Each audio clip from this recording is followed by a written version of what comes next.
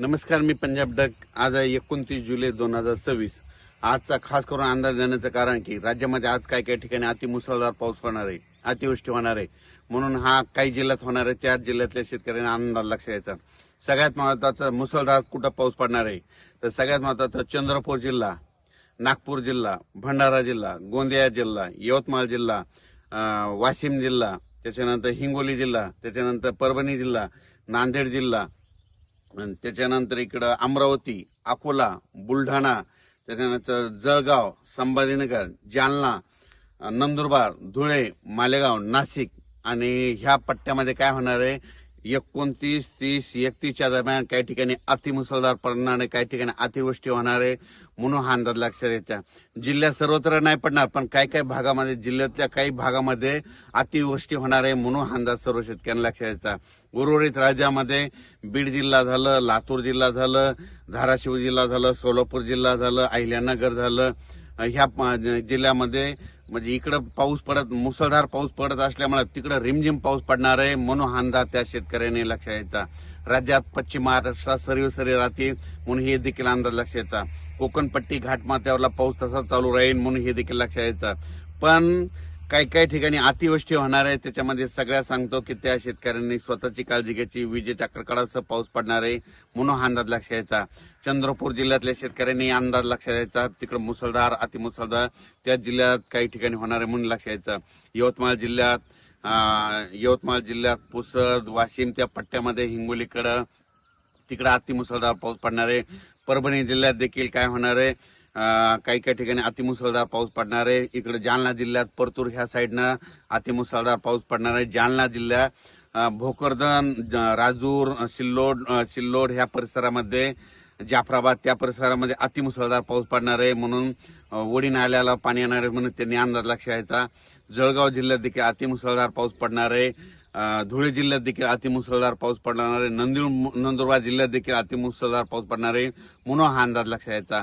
पण ह्या पट्ट्यामध्ये एक कमी दाबाचा पट्टा जात असल्यामुळं ह्या पट्ट्यात अतिमुसळधार, काही ठिकाणी मुसळधार, कुठं शेतातून पाणी निघणारा पाऊस पडणार आहे.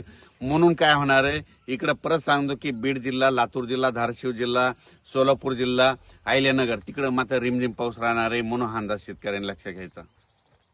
कोल्हापूर, सांगली, जत, इकडे पुणे तिकडे मात्र सरी चालू राहतील म्हणून हे अंदाज लक्षात यायचा. कर्नाटकमध्ये देखील पाऊस पडणार आहे म्हणून लक्षात यायचा.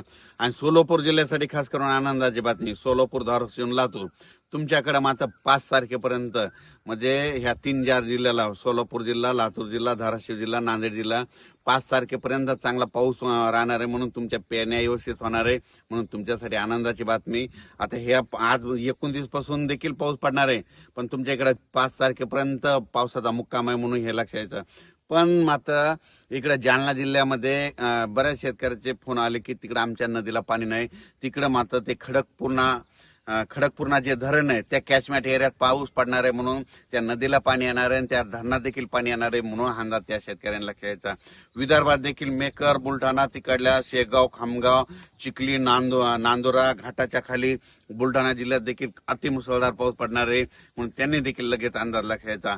अकोला जिल्ह्यात अकोट त्या परिसरात, अचलपूर, दर्यापूर त्या परिसरात, मोर्शी त्या परिसरात देखील अतिमुसळधार पाऊस पडणार आहे म्हणून अंदाज लक्षात यायचा. यवतमाळ जिल्ह्यामध्ये पुसद, दारवा त्या परिसरामध्ये, त्याच्यानंतर इकडे नागपूर, रामटेक, उमरेड त्या परिसरात अतिमुसळधार पाऊस पडणार आहे म्हणून हा अंदाज लक्षात यायचा. त्याच्यामध्ये राज्यात मात्र एक कमी दाबाचा पट्टा काय होणार आहे, मध्य प्रदेश आणि महाराष्ट्राच्या बाउंड्रीवर जात असल्यामुळं ह्या जिल्ह्यामध्ये अतिमुसळधार पाऊस पडणार आहे. त्याच्यामुळं इकडल्या बाकीच्या जिल्ह्यामध्ये रिमझिम पाऊस राहील. पण हे जे जिल्ह्याचे नाव सांगितले जवळपास 18-19 जिल्हे तिथं मात्र अतिमुसळधार पाऊस पडणार आहे म्हणून अंदाज लक्षात यायचा. अचानकपणे अंदाज देण्याचं कारण की तुम्हाला सांगू इच्छितो, काल देखील नागपूरला अतिमुसळधार पाऊस झाला. तसंच नागपूरला आज देखील होणार आहे, चंद्रपूरला देखील होणार आहे, यवतमाळला देखील होणार आहे, इकडे वर्ध्याकडे होणार आहे, इकडं हिंगोलीकडे होईल, वाशिम जिल्ह्यात देखील होणार आहे, बुलढाणा जिल्ह्यात देखील होणार आहे, त्याच्यानंतर अमरावती, अकोल्याकडे होणार आहे, त्याच्यानंतर परभणी जिल्ह्यात काही भागात होणार आहे जालना जिल्ह्यात काही भागात होणार आहे, जळगाव जिल्ह्यामध्ये संपूर्ण जिल्ह्यामध्ये बऱ्याच प्रमाणात होणार आहे, धुळे नंदुरबार सगळीकडे पाऊस, नाशिककडे देखील होणार आहे. म्हणून त्याच्यामुळे परत गोदावरी नदीला देखील पाणी येणार आहे म्हणून अंदाज लक्षात यायचा. हे जे म्हणजे ज्या नदी नाल्याला पाणी आलं नव्हतं ह्या पावसात मध्ये त्या भागात पाऊस येणार आहे म्हणून हा अंदाज लक्षात यायचा. पण तुम्हाला सांगतो पश्चिम महाराष्ट्राच्या शेतकऱ्याला सांगू इच्छितो की सोलापूर, सांगली, सातारा, कोल्हापूर ह्या परिसरातला ऑगस्टच्या शेवटच्या आठवड्यात म्हणजे शेवटच्या आठवड्यात मात्र परत तुमच्या इकडे एक मोठा पाऊस असाच येणार आहे म्हणून त्यांनाही देखील अंदाज लक्षात यायचा. त्याचा आपण नंतर मेसेज दिला जाईल. थोडीची ताण भागवणारं जे जायखोडे धरण आहे ते जवळपास ह्या म्हणजे 5 ऑगस्ट पर्यंत 70% 70च्या पुढे जाईल म्हणून त्यांनी देखील हे लक्षात घ्यायचं. कोयना धरण देखील भरलं, त्याच्यानंतर उजनी धरण देखील भरलं, त्याच्यातून पाणी सुटलं. आणखीन परत जे परतीचे पाऊस येणार आहे सप्टेंबर ऑक्टोबर त्याच्यात देखील खूप पाऊस पडणार आहे. आणि त्याच्यानंतर इकडे आता ऑगस्टमध्ये देखील शेवटच्या आठवड्यात पाऊस पडणार आहे म्हणून अंदाज लक्षात यायचा. अचानक वातावरण बदल झाला तर परत एक मेसेज दिला जाईल. धन्यवाद.